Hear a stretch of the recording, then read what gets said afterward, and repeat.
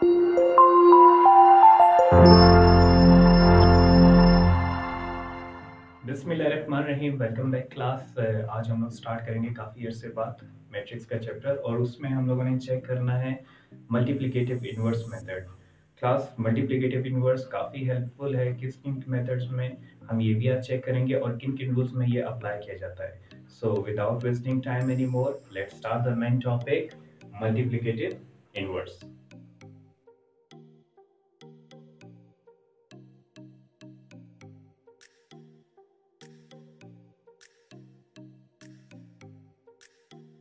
तो क्लास सबसे पहले जरा इंट्रोडक्शन पे आ जाता है कि मल्टीप्लिकेटिव इन्वर्स का मतलब क्या है। अब सबसे पहली चीज टारगेट करते हैं इस नाम पे, दैट इज इन्वर्स। इन्वर्स कहते हैं उर्दू में हम उलट को, और इसका मतलब ये है कि जो भी चीज आपके सामने आएगी आपने उसकी रेसिप्रोकल वाइज को हल करना है। फॉर एग्जांपल, अगर मैं इन्वर्स को मैं अप्लाई करता हूँ एडिशन पे तो ये कन्वर्ट हो जाएगा सब्ट्रैक्शन पे। अगर मैं अप्लाई करता हूँ सब्ट्रैक्शन पे तो ये कन्वर्ट हो जाएगा एडिशन पे। तो सेम हम इसको मल्टीप्लाई पे लेके चलते हैं। जब मैं मल्टीप्लाई पे इन्वर्स अप्लाई करूंगा तो इसका रेसिप्रोकल बनेगा डिवाइड, और अगर मैं डिवाइड पे अप्लाई करता हूं तो इसका रेसिप्रोकल बन जाएगा मल्टीप्लाई।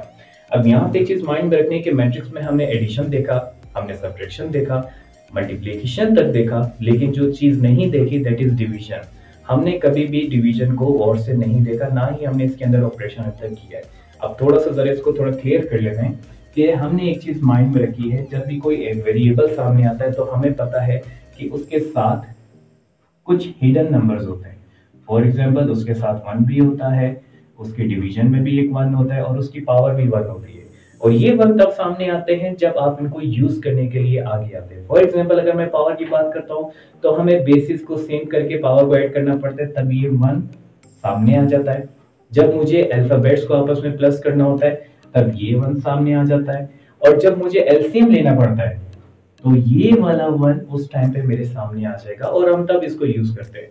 अदरवाइज ये नंबर हाइड हो जाते हैं, जब तक हमें इनकी जरूरत नहीं होती तब तक ये सामने नहीं आते। तो अब अगर मैं अप्लाई करता हूँ मल्टीप्लिकेटिव इनवर्स, तो यहाँ पे बात हो रही है मल्टीप्लिकेशन की, तो मैं यहाँ पे अगर इस ए को चेंज करना चाहता हूँ तो सबसे पहले उस हिडन 1 को मैं सामने लेके आऊंगा जो इसके नीचे मौजूद है। ठीक है, अब मैं अगर इसको फ्लिप करता हूँ तो इसमें 1 ऊपर आ जाएगा और ए नीचे चला जाएगा। अब यहाँ पे एक चीज क्लास आपने अपने माइंड में उठानी है कि हमने यहाँ तक सोल्यूशन देखा हुआ है कि मैट्रिक्स जो है उसके डिवीजन में नंबर आ सकता है। फॉर एग्जांपल, मैं अगर बात करूँ स्टैंडर्ड फॉर्म की, तो A B C D can be divided by 1। इसका मतलब है कि ये 1 अंदर जाके हर एक नंबर के नीचे आ सकता है।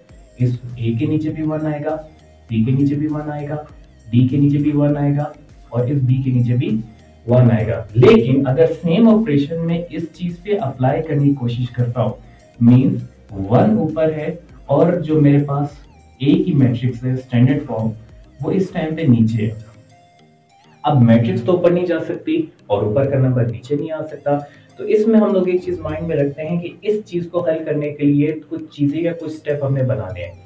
तो सबसे पहला काम है जो हमारा आज का, दैट इज इसको कन्वर्ट करना है और इसको ऊपर की तरफ लेके जाना है, लेकिन स्टिल उसकी शक्ल यही होना चाहिए कि ये अभी भी डिवाइड में। तो मैं बात कर रहा हूँ लॉ ऑफ एक्सपोनेंट में कि जब भी आप नीचे से कोई चीज ऊपर आप शिफ्ट करोगे तो उसकी पावर नेगेटिव हो जाएगी। अब देखिए ये वो दूसरा डिजिट आ गया जिसकी हम बात करें।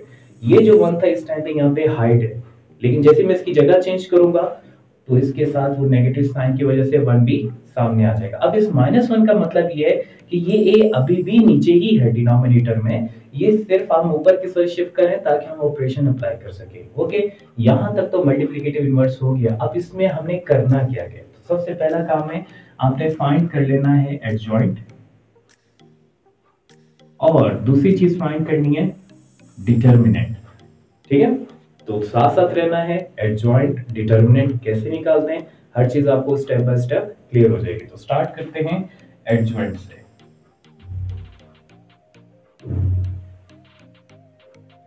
तो एडजॉइंट के लिए रूल सिंपल है, उसमें कुछ हार्ड एंड फास्ट नहीं है।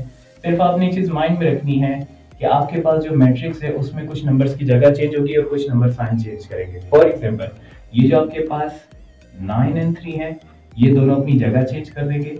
3 ऊपर चला जाएगा, 9 नीचे आ जाएगा, और ये जो दूसरी डायगोनल में आपको नंबर नजर आ रहे हैं ये अपने साइन रिवर्स करेंगे। जो नेगेटिव नंबर है वो पॉजिटिव हो जाएगा, जो पॉजिटिव नंबर है वो नेगेटिव हो जाएगा। बस इतना सिंपल सा काम है। रिपीट करते हैं। एडजॉइंट में क्या होगा, ये दो नंबर अपनी जगह चेंज करेंगे, मींस जो डायगोनल लाइन में जो नंबर होंगे वो अपनी जगह चेंज करेंगे, और जो सेकंड डायगोनल होंगे या दूसरे क्रॉसिंग में नंबर होंगे वो अपने साइन को उलट करेंगे। सिर्फ यही काम होगा एडजॉइंट पे। ठीक है, नेक्स्ट चलते हैं डिटरमिनेंट पे। अब जैसे मैंने इस मैट्रिक्स को इसके लिए यूज किया था, तो सेम इसी मैट्रिक्स को मैं सेकंड के लिए यूज करूंगा और फाइंड करूंगा ए का डिटरमिनेंट। डिटरमिनेंट हम यूज करते हैं तब जब हमने किसी चीज को एलिमिनेट करना हो। इस टाइम पे हम किसको खत्म कर रहे हैं, स्क्वायर ब्रैकेट को। तो मैं जब ए के साइड पे ये बार्स लगा दूंगा, इसका मतलब ये स्क्वायर ब्रैकेट अब नहीं लगेगी, अब क्या लगेगा, बार लगेंगे। तो यहाँ पे मैं बार लगा के इस मैट्रिक्स बिल्कुल एज इट इज यही लिखूंगा, 9 - 8 4 3 एंड देन डिटरमिनेंट। अब होगा क्या इसमें डिटरमिनेंट में, क्रॉस मल्टीप्लिकेशन। 9 मल्टीप्लाई हो जाएगा 3 के साथ, एंड देन -8 मल्टीप्लाई हो जाएगा 4 के साथ।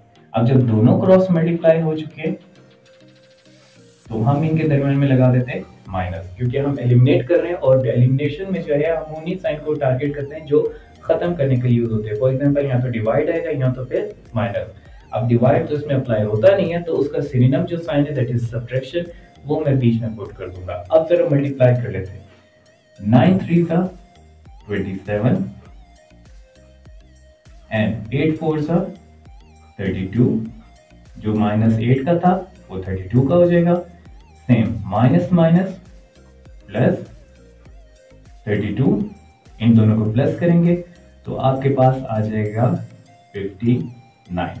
अब ये जो आपके पास आंसर आया ये किसका था, ए डिटरमिनेंट का। अब अकॉर्डिंग टू रूल जब आप एडजॉइंट निकालोगे, डिटरमिनेंट निकालोगे, तो आपने इन दोनों को उठा के इसके अंदर पुट कर देना है और चेक करना है कि जो सोल्यूशन है वो आपका कहां तक गया है। तो A inverse is equal to matrix 3 8 -4 9 and then divided by 59। अब रूल के मुताबिक मेरी बिल्कुल मैट्रिक्स की शक्ल ऐसी होगी, जबकि हम हल कर रहे तो स्टार्टिंग में ऐसी थी, हमने इसको कन्वर्ट किया ऐसे, और अकॉर्डिंग टू रूल अब ये 1 अंदर जाके हर एक से डिवाइड हो सकता है। तो 59 चला जाएगा हर एक नंबर के ना नीचे,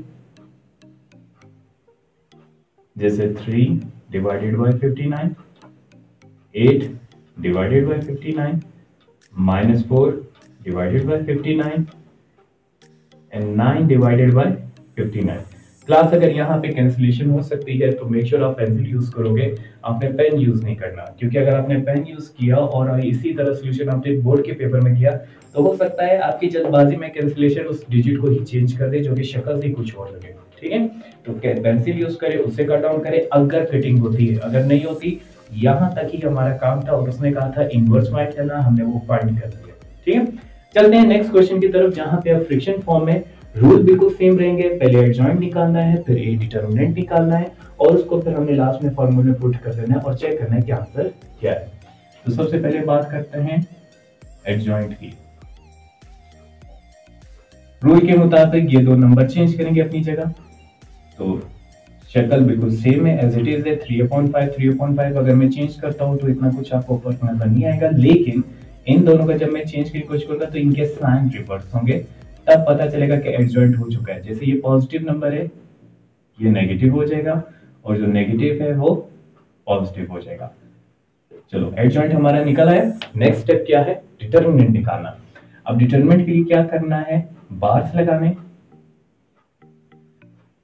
3/5 -4/5 4/5 3/5। लास्ट मेक श्योर आपने ओरिजिनल मैट्रिक्स उठानी है, ओरिजिनल से आपने ये बनाया तो ओरिजिनल से ही आप ये भी बनाओगे।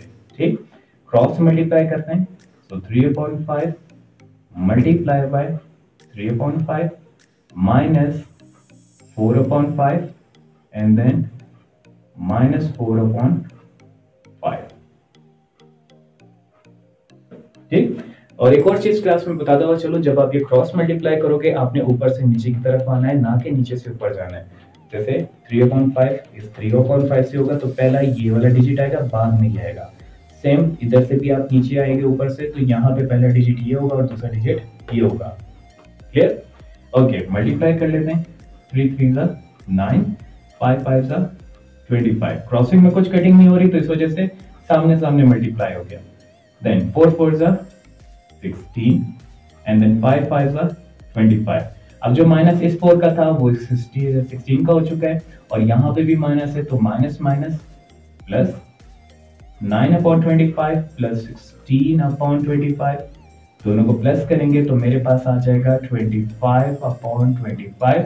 अब दोनों सेम नंबर हैं तो दोनों आपस में कैंसिल आउट होके मुझे देंगे 1। अब अकॉर्डिंग टू रूल हमें इसको फॉर्मूले में पुट करना है। So A inverse is equal to adjoint of A divided by A determinant. तो एडजॉइंट ऑफ ए मेरे पास क्या था, ये वाली matrix -4/5, 4/5, 3/5 and then whole divided by 1।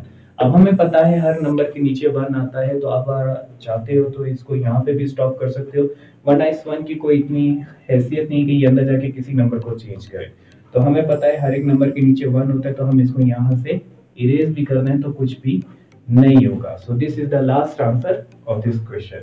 Class, अगर किसी चीज में प्रॉब्लम हो, डिटर्मिनेंट में, एडजॉइंट में, किसी भी चीज में प्रॉब्लम हो, आप मुझे इन्फॉर्म कर सकते हो, तो हम उसके लिए एक नया क्वेश्चन लेके आएंगे। So till that take care, अल्लाह हाफिज।